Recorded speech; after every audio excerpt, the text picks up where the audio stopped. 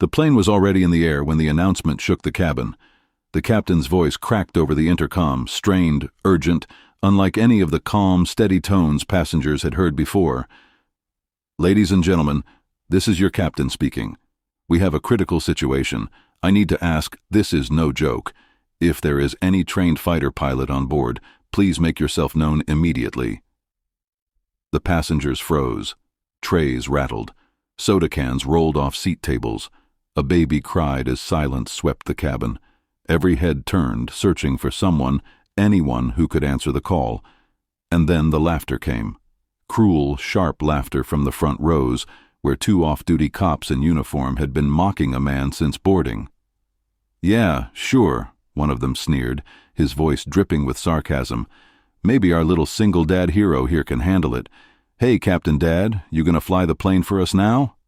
His partner chuckled loudly, elbowing him, and passengers nearby smirked. The man they mocked, tired eyes, unshaven face, clothes wrinkled from carrying a toddler across terminals, said nothing. He sat quietly in his seat, his little boy asleep against his chest, unaware of the storm around them. But those words from the captain hung in the air like heavy chains. Fighter pilot, distress, lives at stake. And suddenly, all eyes began to shift back toward the man who had been ridiculed since takeoff. What no one yet knew was that this father carried a past he had never once spoken of on this flight. A past that might be the only thing standing between the hundreds of lives on board and certain disaster. And just as a stewardess hurried down the aisle, eyes wide with desperation, the single dad lifted his head slowly. His jaw tightened. Something flickered in his expression, something no one there could quite name. The laughter of the cops stopped cold, and then, but to understand how they all ended up in this impossible moment, we have to go back to the very beginning of the flight, before anyone knew what was coming. It started with an old woman at the airport. She was hunched over, clutching her cane with trembling hands, standing just outside the crowded gate where passengers waited for boarding. People bustled past her as if she were invisible, business travelers glued to their phones, families dragging too many bags, couples bickering about boarding passes. The old woman shifted her weight uncomfortably. Her ticket had slipped from her hand earlier, and now she struggled to reach it on the ground. One person after another glanced, saw, and kept walking. Nobody stopped, except for him, the man who would soon be mocked. The man traveling with a toddler balanced awkwardly on one hip, diaper bag over his shoulder, stroller folded under his other arm. His shirt was untucked, his hair messy, and he looked like he hadn't slept in days. But when he saw the woman struggling, he didn't hesitate. "Here, ma'am," he said softly, kneeling awkwardly while keeping his son balanced. He scooped the ticket up and handed it back to her with a smile.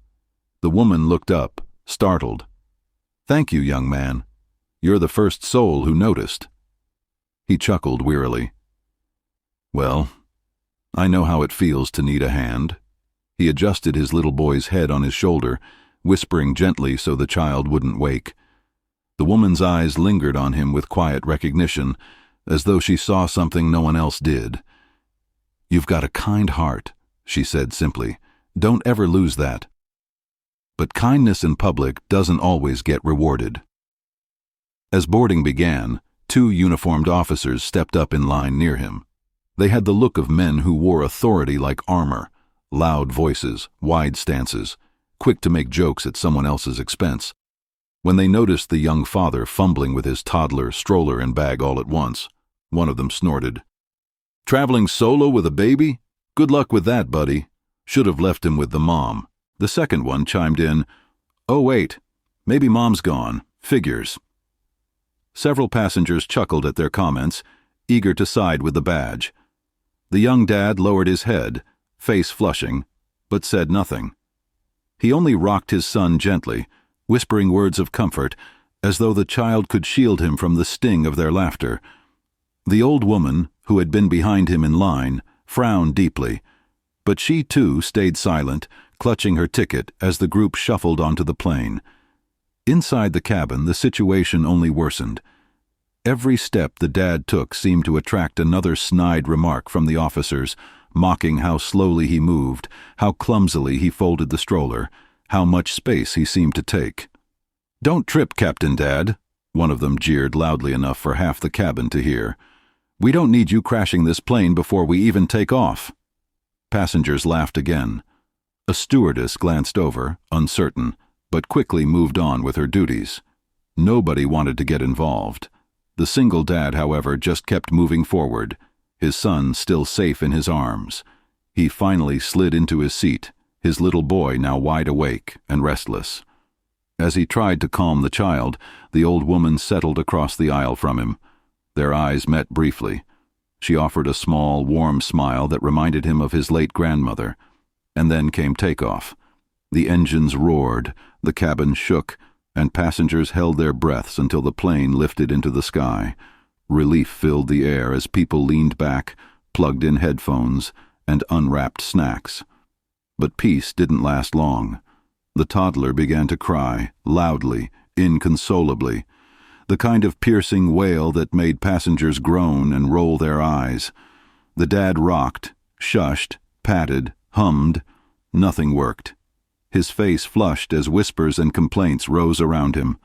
"Of course it's him again," one officer muttered. "Whole plane's gotta suffer because Daddy here can't handle one kid."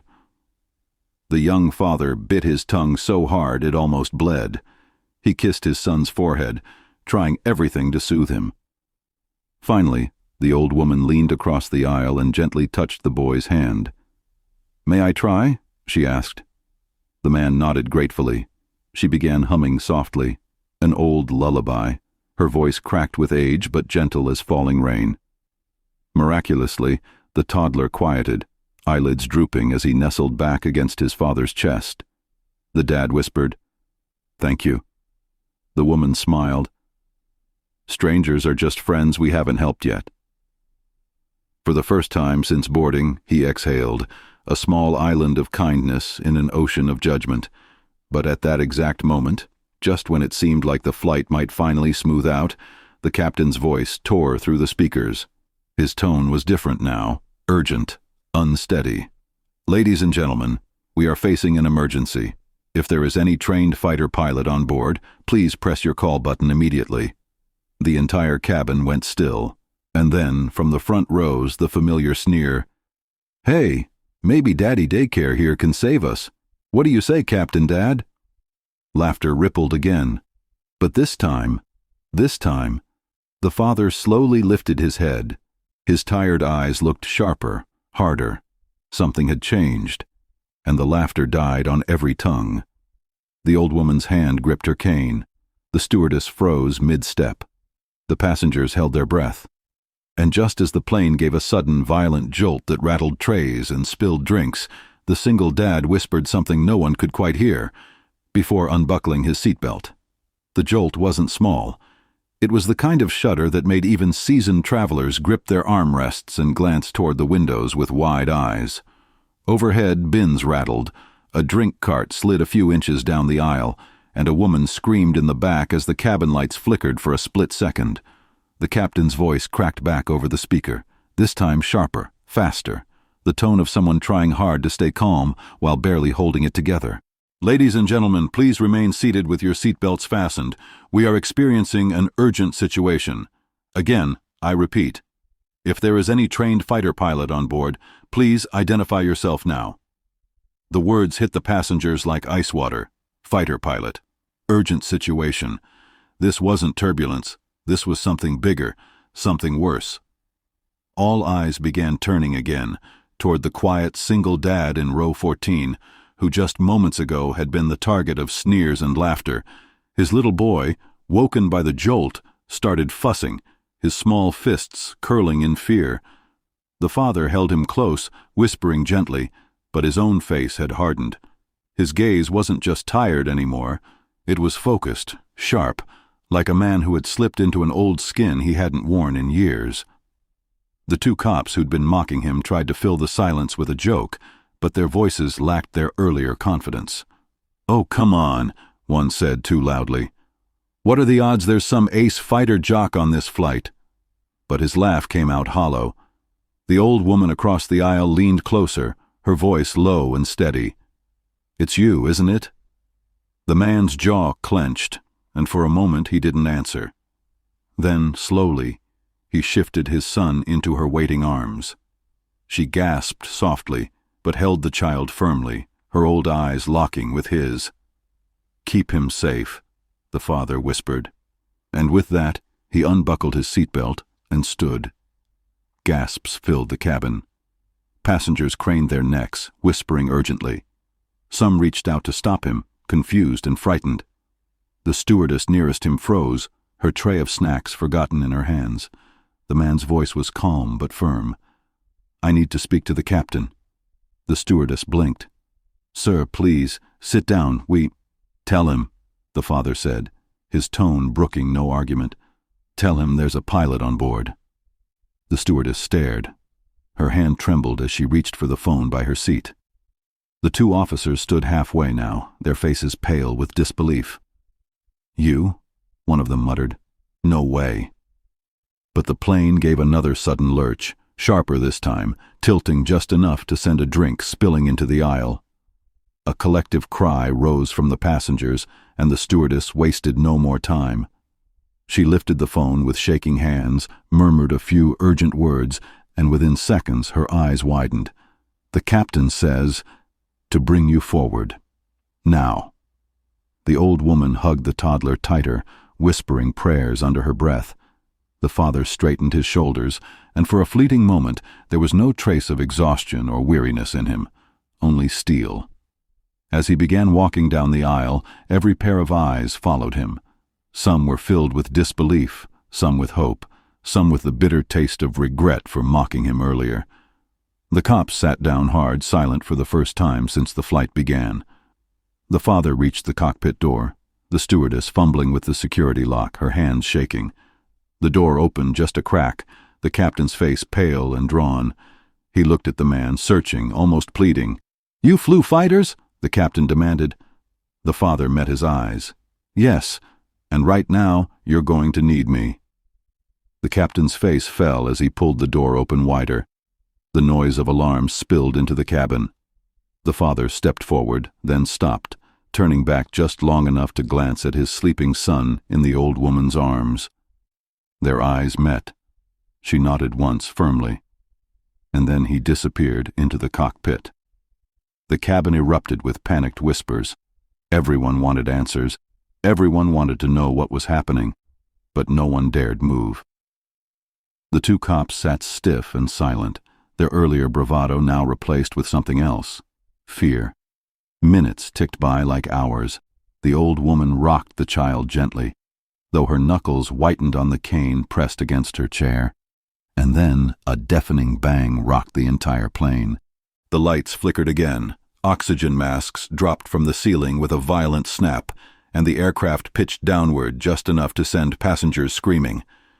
Screams filled the air as the plane tilted, the nose dipping in a way no commercial airliner ever should. Overhead compartments burst open, bags tumbled out, and the oxygen masks dangled wildly, swaying like pendulums as people grabbed for them with trembling hands. A coffee cup smashed on the floor, hot liquid spilling across the aisle.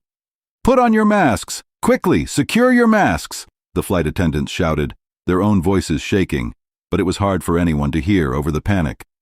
The old woman clutched the baby tightly against her chest with one arm, fumbling with the mask in her other hand. "Shh, little one, it's all right," she whispered, though her lips trembled and her voice cracked. The child whimpered softly, sensing the fear all around him. Meanwhile, the two officers who had mocked the father sat frozen. Their earlier arrogance had dissolved completely, replaced by pale faces and eyes wide with dread. One of them tried to yank the mask down too quickly, his hands fumbling, while the other muttered prayers under his breath. In the cockpit, the alarms screamed, red lights flashing across the panels. The captain's hands gripped the yoke, sweat running down his forehead. His co-pilot's voice cracked as he read out the warnings. "Hydraulics are failing. Autopilot disengaged. Altitude dropping." The single dad stood between them, steady, his jaw clenched. His calm was eerie compared to the chaos. He leaned over the instruments, scanning them quickly, his eyes darting with the precision of someone who had done this before.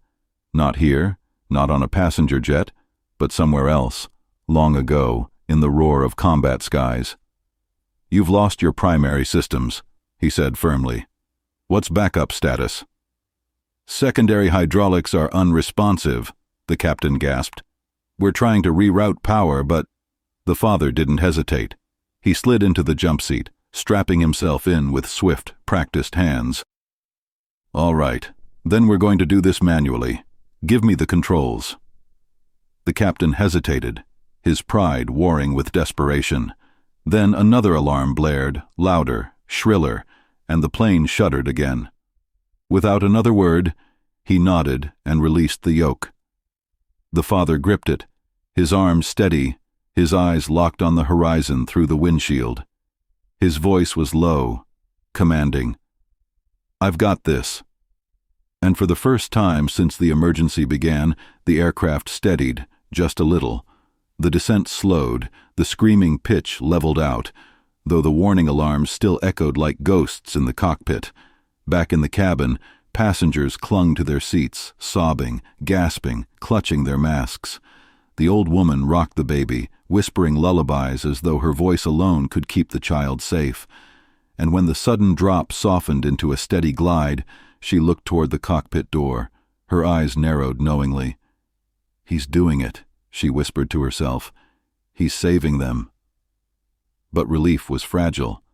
It lasted only seconds, because just as passengers began daring to believe they were safe, a new sound thundered outside, a low, rumbling roar that vibrated through the fuselage. Several people screamed, pointing toward the windows. Shadows loomed against the clouds, dark shapes moving fast, circling. The father's eyes flicked to the radar screen, his stomach tightening. Blips appeared, growing closer, more aggressive. He knew those signatures. He knew them all too well. The captain's voice broke. "Are those—" "No, it can't be." But the father already knew. He had seen this before, high above distant deserts, in missions he never spoke about. And now, impossibly, those same shapes were here, circling their defenseless passenger plane. Fighter jets. And they weren't friendly. The father's grip tightened on the yoke, his jaw clenched.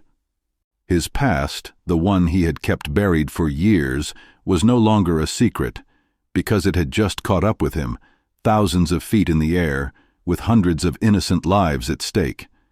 And outside, the jets closed in. The roar outside grew louder, rattling the windows as the dark silhouettes cut through the clouds, circling like predators around prey. The passengers pressed against the glass, wide-eyed, trying to make sense of what they were seeing. Some cried out, others gasped, and a few whispered prayers under their masks. One man in the back shouted, "What are those jets doing? Are they helping us?" But no one answered, because no one knew. In the cockpit, the captain's face was pale as he stared at the radar. This doesn't make sense. We're in commercial airspace. They can't just—" The father's voice cut through, calm and cold. "They're not here by accident." The co-pilot looked at him, confused. "What do you mean?" The father didn't look up.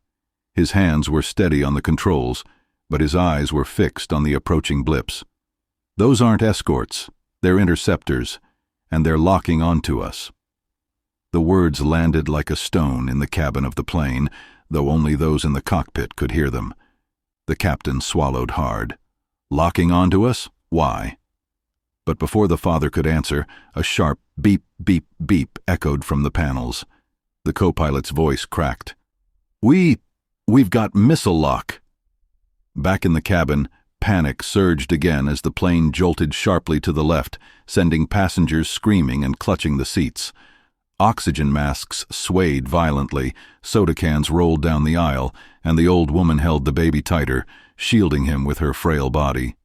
The two cops, pale and shaking, tried to look calm, but couldn't hide the terror in their eyes. One of them whispered, "They can't. They wouldn't shoot us down, right? Not a plane full of people?" His words hung unanswered in the thick air, Inside the cockpit, the father's voice was sharper now. I need full manual override. Shut down every system that's giving away our position. Lights, transponder, everything. If we're going to survive this, we need to disappear. The captain hesitated, staring at him. Disappear? Do you realize what you're asking? We'll be flying blind? The father turned, his eyes hard as steel. We don't have a choice. They're not here to wave hello. They're here to finish us. The cockpit fell silent except for the alarms. The captain's hand hovered over the controls, his mind racing, and then, with a grim nod, he began flipping switches. Back in the cabin, the lights flickered once. Then the entire interior plunged into dim emergency glow. Gasps filled the air. Children cried. Adults whispered in confusion. The old woman stroked the toddler's hair, murmuring, "Hush, little one, hush. It's going to be all right," though her own voice shook. The father's hands tightened on the yoke. "All right," he muttered to himself. "Let's see if I still remember how to dance." With a sudden violent pull, the plane banked hard right, throwing passengers against their seatbelts, bags tumbling across the floor. Screams tore through the cabin as the aircraft dove sharply, weaving between clouds, trying to shake the radar lock. The father's face was expressionless, his movements precise, controlled. He wasn't flying a passenger jet anymore. He was back in the skies of his past, where every move meant life or death. The co-pilot clung to his seat, his voice breaking. How are you even doing this? This isn't possible." The father didn't look away from the horizon. When you've flown missions that weren't supposed to exist, you learn to do the impossible. For a moment, the plane broke free, alarms silencing, passengers gasping as the descent leveled out. A fragile hope spread through the cabin, but then the shadow of a jet streaked past the window so close the turbulence rocked the entire plane. A child screamed, a man shouted, and then another shadow appeared, locking onto their tail, moving into position. The father's knuckles whitened on the yoke, his eyes narrowed. "They're not done with us yet," he said. And outside, a thin trail of smoke flared from the enemy jet's wing. A missile had just been fired. The shriek of alarms ripped through the cockpit, louder, sharper, more urgent than before. A red warning light flashed across the panel. Missile inbound. The co-pilot's face drained of color. "It's locked. It's coming right at us." The father's grip tightened on the controls, his jaw like iron. "Not if I can help it." The passengers in the cabin had no idea what the alarms meant, but they felt the terror in every violent shake of the aircraft. The old woman clutched the toddler to her chest, whispering prayers, while the two cops, once so smug, sat frozen, sweat dripping down their temples. Then came the sound. A faint, high-pitched roar from outside that grew louder by the second, like a hunting hawk screaming through the sky. Someone near the window cried out, "Something's chasing us! Oh my God! Something's chasing us!" The plane jolted suddenly, banking hard left. Luggage flew from the overhead bins. People screamed, drinks spilled, masks swung wildly. The toddler wailed in the old woman's arms, and she rocked him desperately, whispering, "Stay with me, little one. Just stay with me." In the cockpit, the father's eyes locked on the horizon, every sense sharpened, instincts firing like they had years ago. "We've got one shot to shake it," he said tightly. "If this bird can still move the way I need it to, we might live to see the ground." The captain swallowed hard. "This is a passenger jet, not a fighter." But before he could finish, the father yanked the yoke, pulling the massive plane into a maneuver no commercial pilot would ever dare attempt. The aircraft rolled hard, tilting nearly sideways, and passengers screamed as gravity pulled them against their belts. A cart crashed into the aisle wall, shattering snacks everywhere. The missile streaked closer, its smoke trail cutting across the sky like a deadly ribbon. The father's eyes narrowed. Timing was everything. Come on," he whispered under his breath. At the last possible second, he dove the plane sharply, nose tipping down just enough to force the missile's targeting system to overcorrect. The shriek of engines roared past the windows. Then, in a blinding flash outside, the missile detonated harmlessly in the clouds, the shockwave rattling the aircraft but leaving it intact. The cabin erupted in screams, not of terror this time, but of stunned disbelief. Some cried, some clapped, some just sat frozen, unable to process what had just happened. The old woman pressed her forehead to the toddlers, whispering, "He did it. He saved us." But in the cockpit, there was no time for celebration. The radar beeped again. More blips appeared, more fighters closing in. "They're regrouping," the co-pilot stammered. "They're not stopping." The father's eyes hardened. "They won't stop until we're down." The captain stared at him, voice shaking. "Who are you?" The father didn't answer. His focus was already on the sky, on the dance he knew all too well, the dance of survival. Outside, 3 more enemy jets moved into formation, their wings glinting in the fading sunlight, circling like wolves. And then, through the static-filled radio, a cold voice crackled in a language most couldn't understand, but the father did. His heart pounded, his jaw set. The voice wasn't just a threat, it was personal. "They know me," he said quietly, almost to himself. The co-pilot blinked. "What?" The father's eyes didn't move from the clouds. His past had found him. His secret was unraveling. And now the entire plane was caught in the middle of a fight that wasn't meant for them. The jets outside broke formation, diving toward the commercial plane in unison. The roar of their engines shook the sky. And inside, passengers braced as the father muttered just loud enough for the captain to hear, "Hold on! This is only the beginning." The plane shuddered violently as the fighters closed in from all sides. The sky erupted with thunder. The 3 fighter jets broke into formation like hunters closing on a wounded deer, their engines screaming as they angled in toward the massive passenger plane.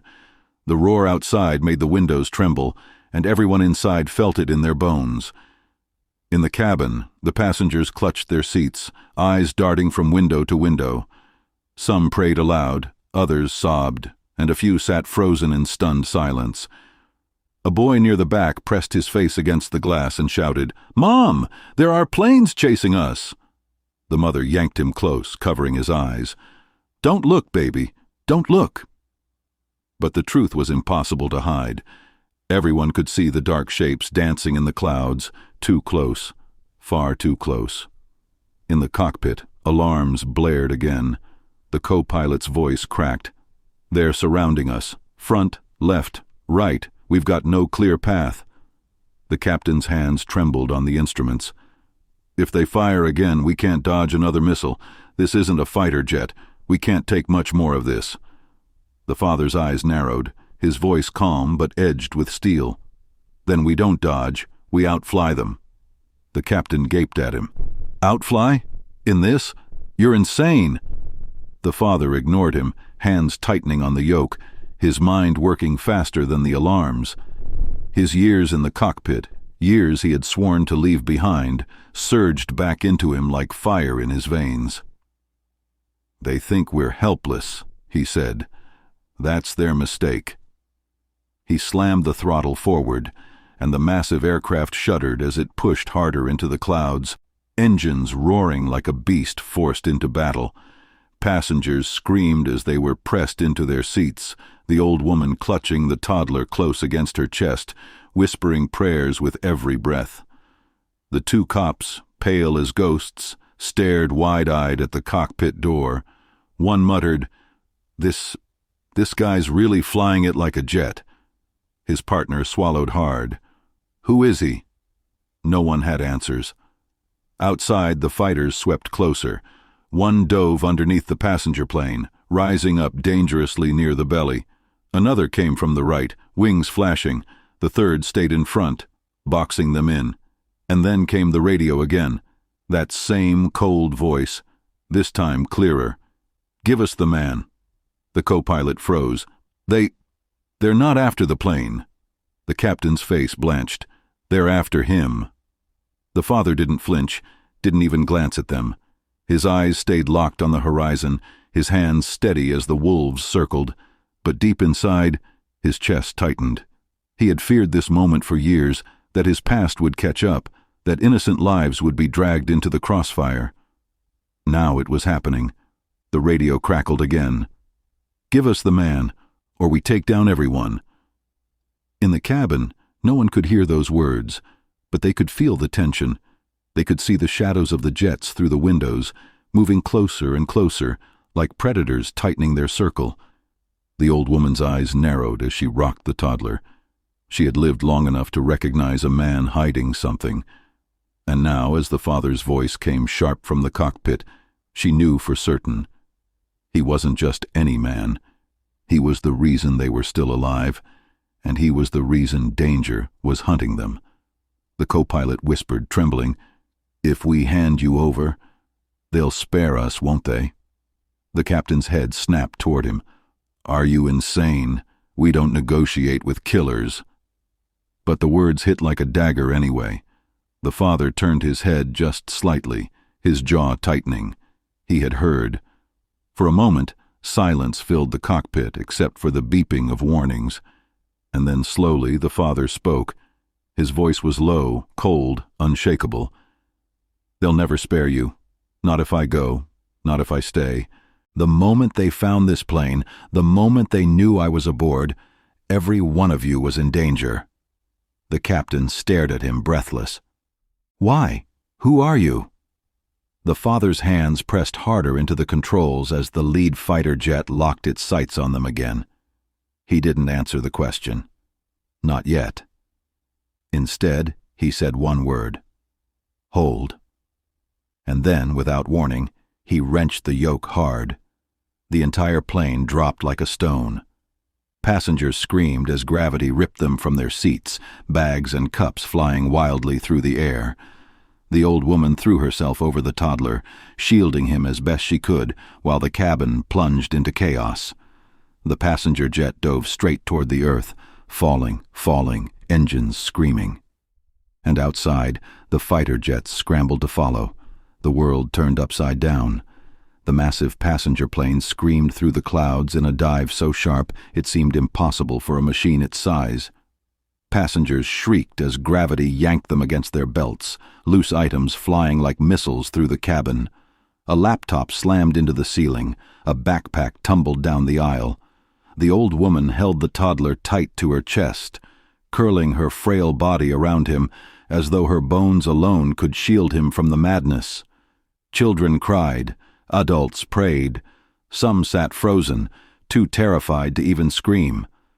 In the cockpit, alarms blared like sirens of doom.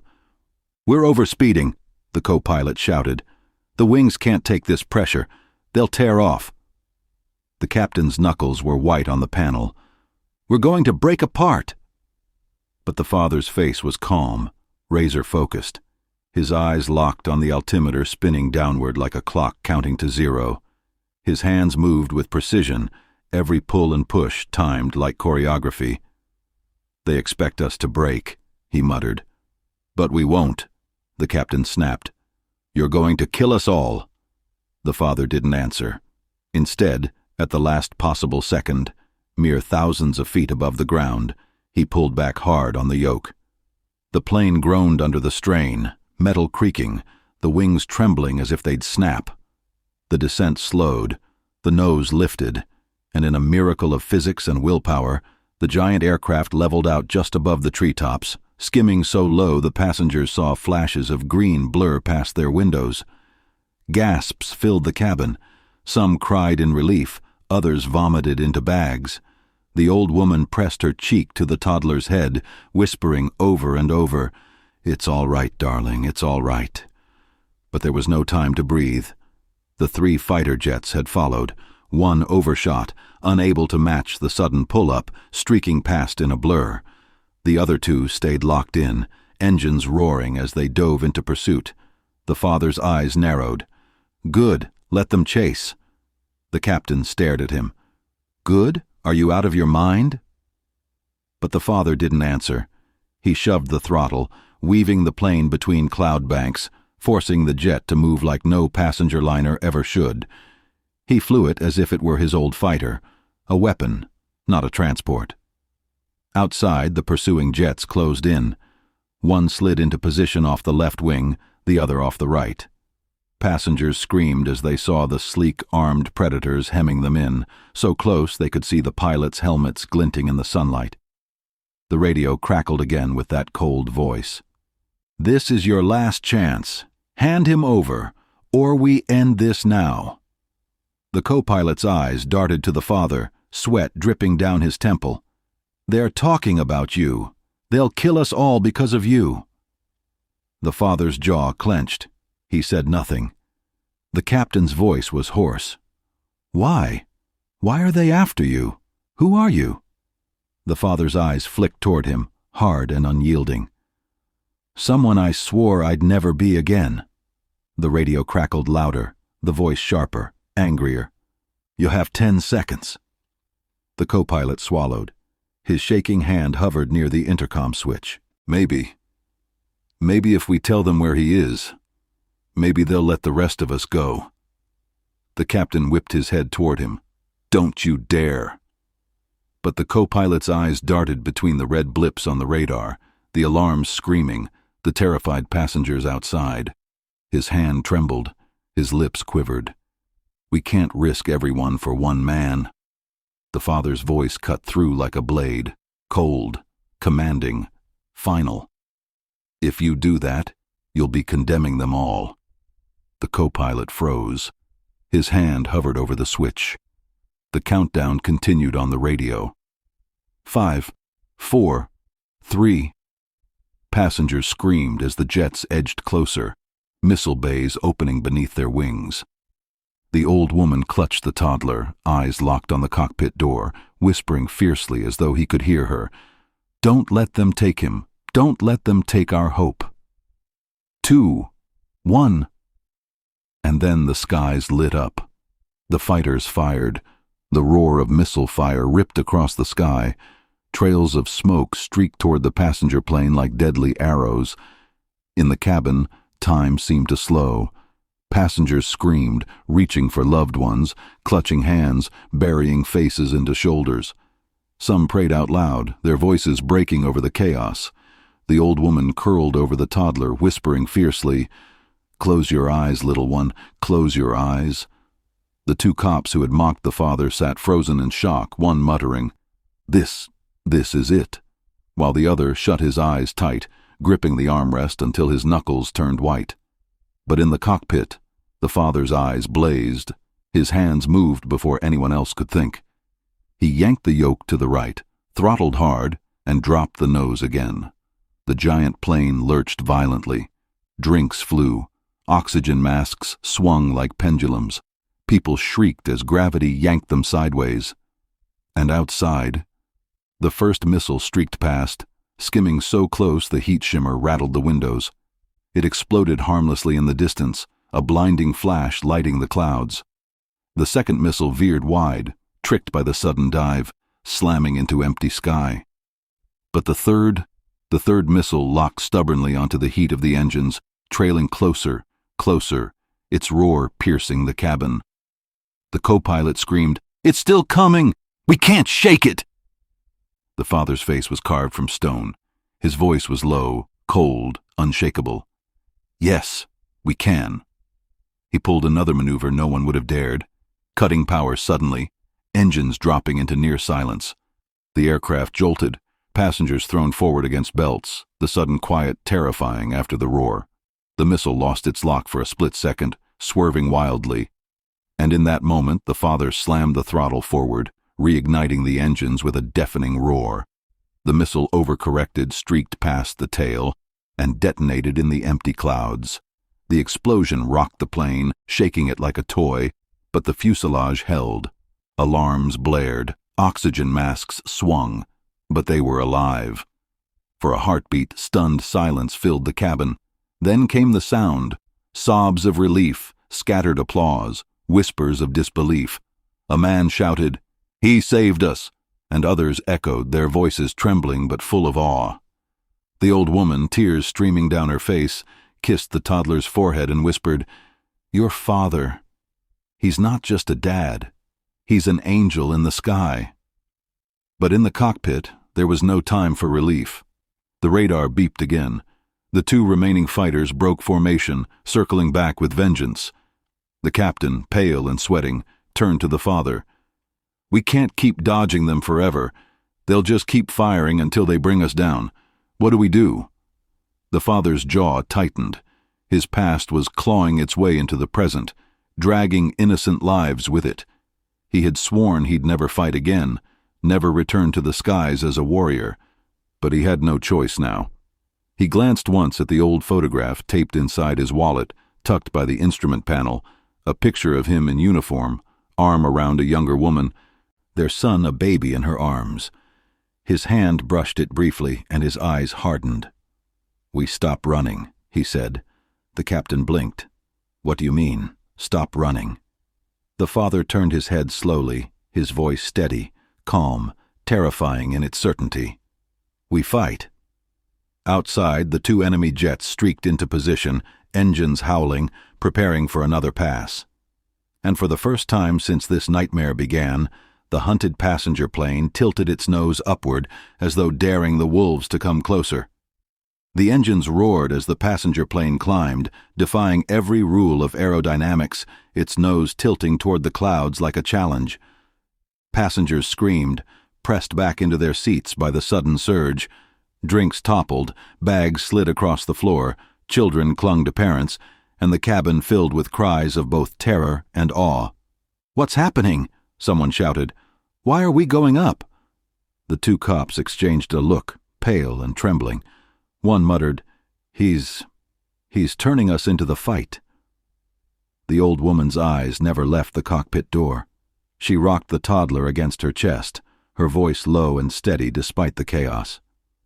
"Trust him," she whispered, as much to herself as to the child. "He knows what he's doing." In the cockpit, the captain was nearly frantic. "This is suicide. We can't take on fighter jets in a passenger liner. We're nothing but a target."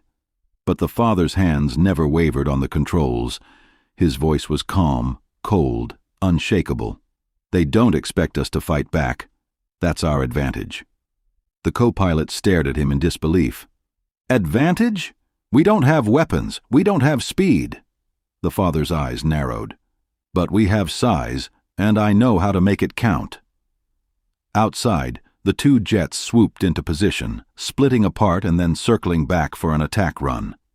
The sun caught their wings, gleaming like blades in the sky. The radio crackled with that same cold voice, harsher now, filled with fury. "Last warning, hand over the man, or all of you die." The father's jaw clenched. His voice was a growl. "They'll have to come and take me." The captain gaped at him. "Who are you?" But there was no time for answers. The jets dove. "Hold on," the father barked, yanking the yoke. The massive aircraft banked hard left, engines howling. The cabin tilted violently, passengers shrieking as drinks and bags flew. The old woman tightened her grip on the toddler, whispering prayers as her body pressed against the armrest. The fighters closed in, their sleek noses cutting through the sky like sharks. One lined up behind the plane, the other veering to the side. The co-pilot cried out, "They've got missile lock again!" The father's eyes flicked across the dials, his instincts sharp, his pulse steady. He knew what they were about to do because he had done it himself once, long ago. "Not today," he muttered. He pulled the aircraft into a climb so steep it rattled the entire fuselage. Passengers screamed as gravity slammed them back into their seats. The engines roared, straining, metal groaning as if the wings would snap. The pursuing jet followed, climbing fast, but the father knew it would.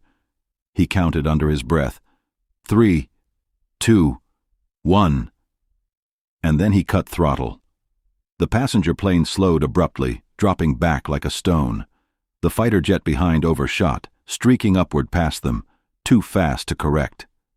Gasps filled the cabin as passengers glimpsed the sleek machine flash by their windows, close enough to see the pilot's helmet. The father didn't hesitate. He rolled the jetliner slightly, forcing the massive wing to tip dangerously close toward the enemy fighter above. The co-pilot screamed, "You'll tear us apart!" But the father's timing was perfect.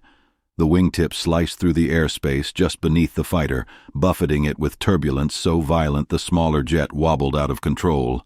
It spun sideways, nose dipping, and disappeared into the clouds below. Cheers erupted in the cabin. Some passengers cried. Others clapped, voices rising with stunned hope.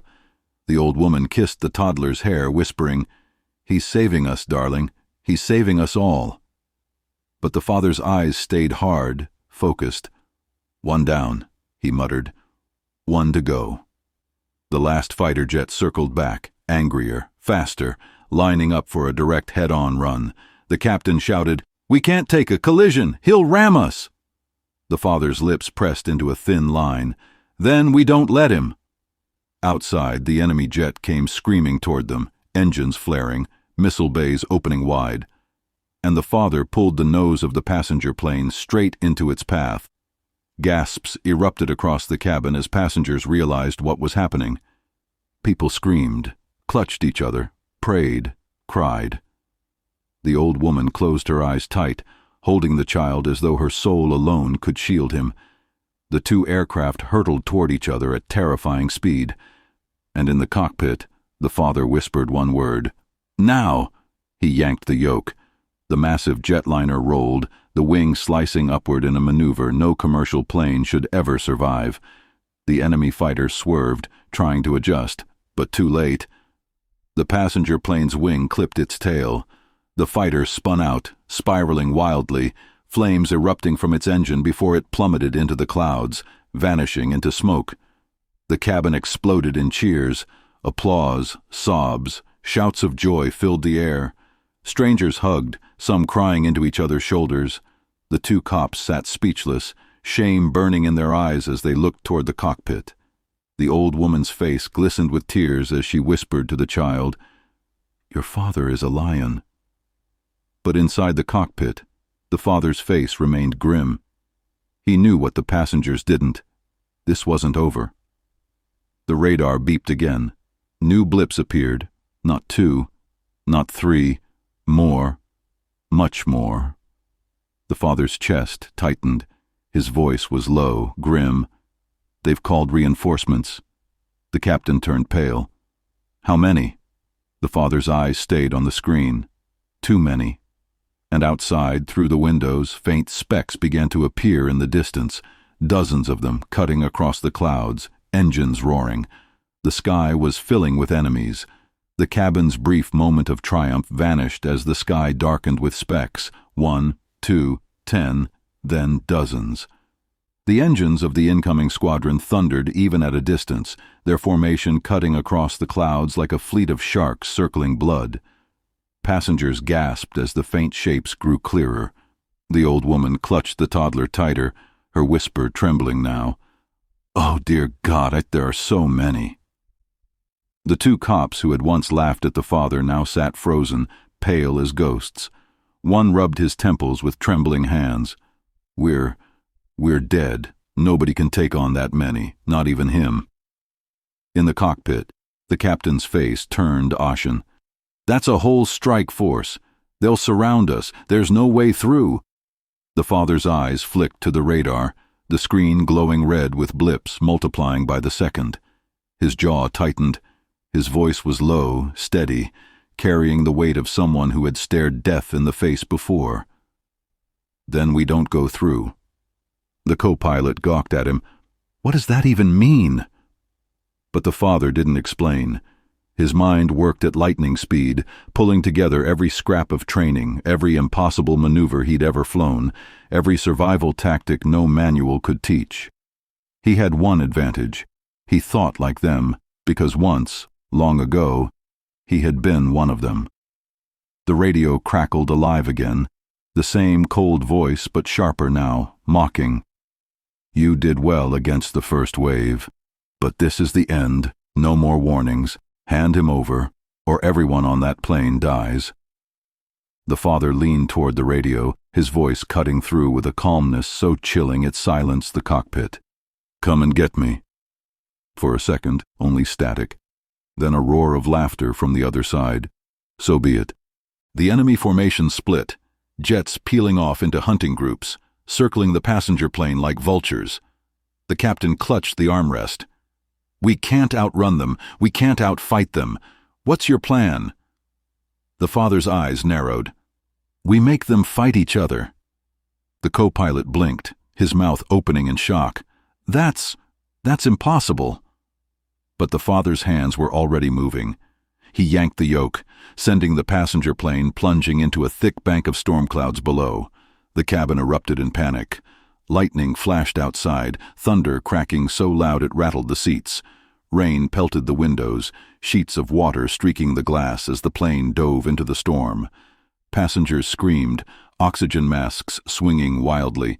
Some shouted, "We're going to crash." Others clutched their loved ones, sobbing. The old woman closed her eyes and pressed her cheek against the toddler's head. Her whisper was firm, almost fierce. "He's leading them into the storm. Trust him. Trust him." In the cockpit, the father's face lit briefly with each flash of lightning. His voice was low. "Cloud cover. Poor visibility. They'll have to rely on radar. And in this chaos..." The captain's eyes widened as the realization hit. They might target each other. The father gave a single nod. "Exactly." Outside, the fighters screamed into the storm after them. Their sleek silhouettes cut across the lightning-slashed sky, chasing the lumbering passenger plane into the chaos. The father jerked the controls, rolling the aircraft into turns so sharp the wings groaned. He dipped low, skimmed upward, twisted between clouds, forcing the pursuing fighters to adjust frantically. Radar pings screamed in their cockpits. Missiles locked, broke, relocked.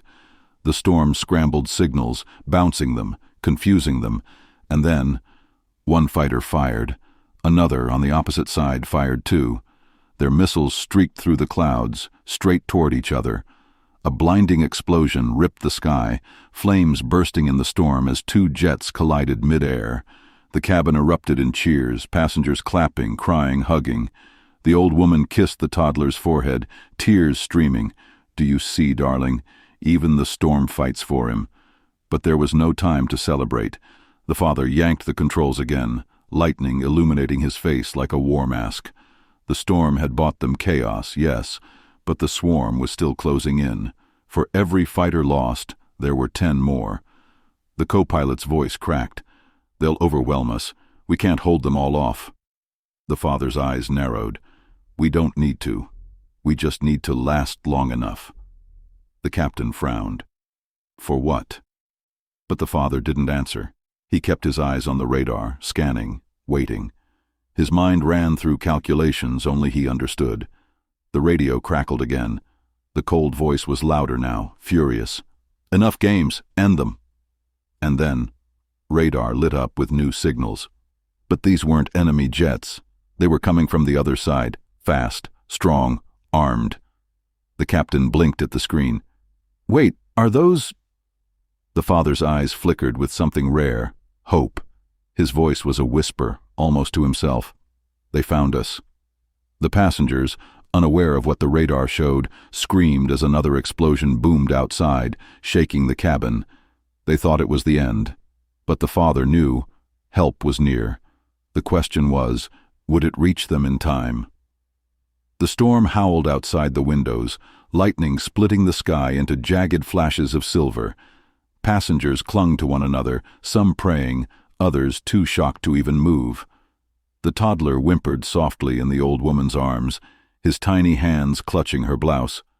Then came the sound, faint at first, then growing, a deep, resonant hum that cut through the thunder. It wasn't the shriek of enemy fighters. It was something heavier, stronger, familiar only to those who had once lived in the sky. In the cockpit, the radar lit up like a Christmas tree. New blips appeared, fast, deliberate, sweeping in from the west. Their transponders carried a code the father recognized instantly. His chest tightened. American jets. The father leaned forward, eyes locked on the screen, every muscle taut. His whisper was hoarse, barely audible above the storm. They came. The captain's eyes widened. Reinforcements? Ours? The co-pilot's voice cracked with disbelief. They actually found us? The father didn't answer. He pressed a button on the radio, switching channels. His voice was low, clipped, professional, the voice of a soldier. This is civilian flight Delta 417. Multiple hostile bogies engaged. Coordinates transmitting. Request immediate assistance. Static hissed. For a terrible second, nothing came back. The cockpit held its breath.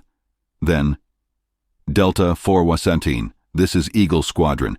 We have you on radar. Sit tight, we're coming in hot. The father's eyes closed for half a heartbeat.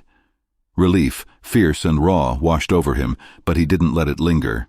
His eyes snapped open, sharp as steel. They're here, but we're not safe yet. Outside, the passengers saw it too.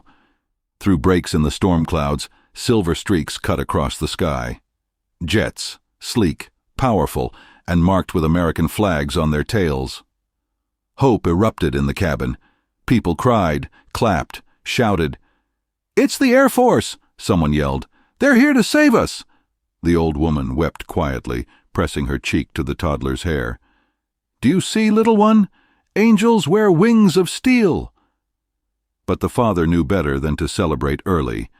The enemy fighters, furious at the sight of reinforcements, regrouped fast.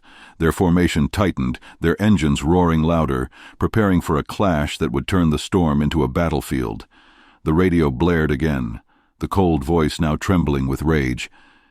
"You think they can save you? No one saves him, not today." The captain turned toward the father, his voice tight. "They're after you. They're willing to kill hundreds just to get to you. Who are you?" The father's eyes stayed locked on the storm outside, his hands gripping the controls as though they were an extension of himself. He didn't answer the captain directly. Instead, he whispered, almost to himself, "Once, I was the one who led the charge. Once I flew with the best. But now," his voice hardened, "now I fight for them." The co-pilot's eyes widened, realization dawning. But before he could speak, the sky erupted. Missiles streaked across the clouds. Explosions thundered, fireballs lighting up the storm as American and enemy jets clashed above the passenger plane. The passengers below could see it all. Glimpses of burning wreckage, streaks of tracer fire carving lines across the night. The violent ballet of war fought just beyond the windows. The plane shook from the shock waves. Oxygen masks bounced. Luggage tumbled, children cried, adults prayed. The father held the controls steady, weaving through the storm, dodging falling debris as pieces of burning metal rained from above. His face was calm, but his knuckles were white. One explosion lit up the right side of the plane, so close passengers thought they'd been hit. The cabin erupted in screams. A flaming jet spiraled past, vanishing into the clouds. In the cockpit, the captain shouted, "We can't stay in the middle of this. We'll get torn apart." The father's voice was steady, commanding. "Then we stop being the prey." The co-pilot gawked at him. "What are you saying?" The father's eyes burned with the fire of a man who had once led men into the jaws of death and brought them out alive. His voice was low, final. "I'm taking control of this fight." The captain froze. "You mean—" "Yes." The father nodded once. "We're not running anymore. This plane fights back." The co-pilot's mouth dropped. "But we don't have weapons." The father's hands moved across the panel, flicking switches with muscle memory that shouldn't have belonged to a civilian. His voice was calm, chilling. "There are more ways to fight than with bullets." And with that, he pulled the nose of the massive passenger plane upward, turning it back toward the heart of the battle raging above. The cabin tilted violently. Passengers screamed. Some fainted. Others shouted in panic. The old woman held the toddler tight, whispering, "Trust him, trust him." Outside, the passenger jet rose through the storm clouds like a leviathan, emerging into the chaos of fighter jets locked in deadly combat. Gasps filled the cabin. For the first time, the hunted plane didn't flee. It charged.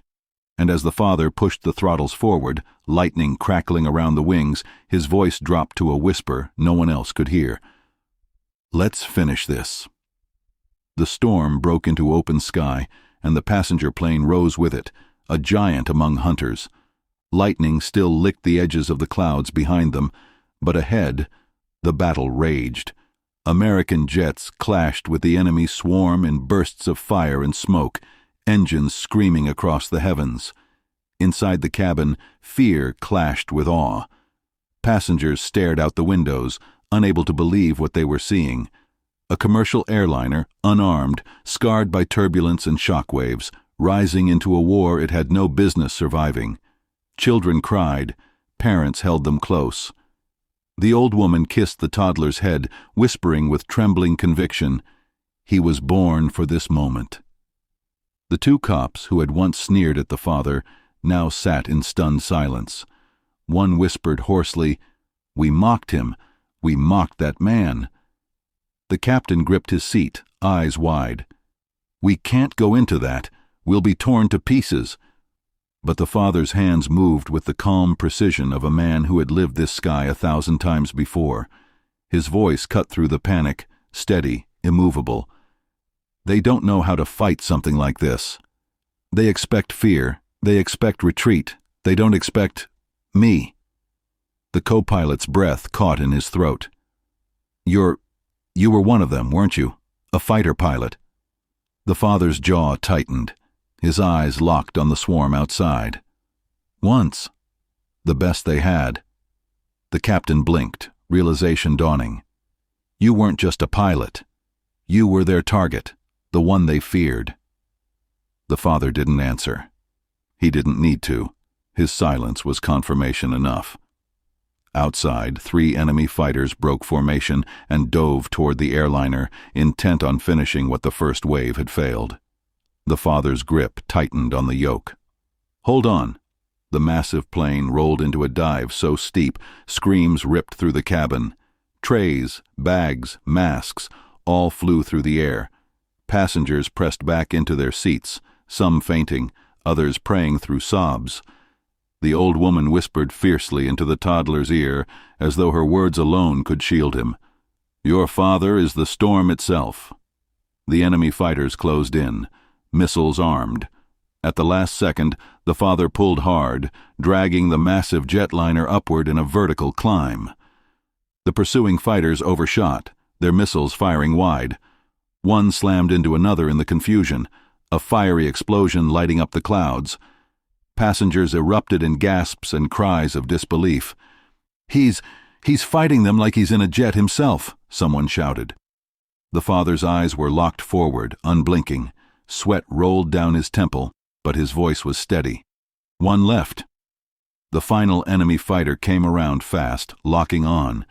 The American jets were too far on the other side of the battle to intervene. It was the airliner, alone, in the gun sights. The missile fired. Passengers screamed as the streak of death tore across the sky, aimed straight at them. The co-pilot cried out, "We can't dodge it in this thing." But the father's lips curled into the faintest shadow of a smile. "No, but we can make them regret firing it." He cut throttle, sending the massive airliner into a sudden drop. The missile overcorrected, streaking above them, straight into the pursuing fighter. The sky lit with fire as the jet exploded, raining metal into the clouds. The cabin erupted in cheers. People clapped, cried, hugged each other. Some shouted the father's name, though most didn't even know it. They only knew he had saved them again and again. The old woman kissed the toddler's cheek. "He's not just your father. He's every soul's protector tonight." But the battle wasn't finished. Outside, the swarm of enemy fighters still fought the American squadron. Dozens of jets streaked across the sky, missiles trading, explosions lighting the night. The balance hung razor-thin. The captain turned to the father, voice urgent. "We can't stay in this fight. We'll be hit by crossfire. We need to get out." The father's eyes didn't leave the battle. His voice was low, firm. "We end this, here, now." The co-pilot stared at him, horrified. "With what? We don't have weapons." The father's gaze hardened. "We have one. This plane." The captain's eyes widened. "You mean—" "Yes, The father nodded once. "We used the jet itself." Before they could protest, he shoved the throttle forward, the engines screaming as the massive airliner surged toward the heart of the swarm. The passengers felt the surge, their screams filling the cabin. But beneath the fear was something else now, something raw, powerful. Faith. They had seen what this man could do. They had seen him make a machine not built for war dance like a predator. They had seen him defy death itself. The old woman lifted her head, tears in her eyes, and whispered fiercely for all to hear, "Trust him. He was born for this sky." The father's eyes burned, locked on the enemy formation ahead. He leaned forward, every muscle taut, every instinct alive. The radio crackled, the enemy voice screaming with fury. "Stop him! Stop him now!" The father whispered under his breath, steady, cold, unyielding. Too late. The massive passenger plane dove into the heart of the storm of jets, its shadow blotting out the stars, and the world held its breath.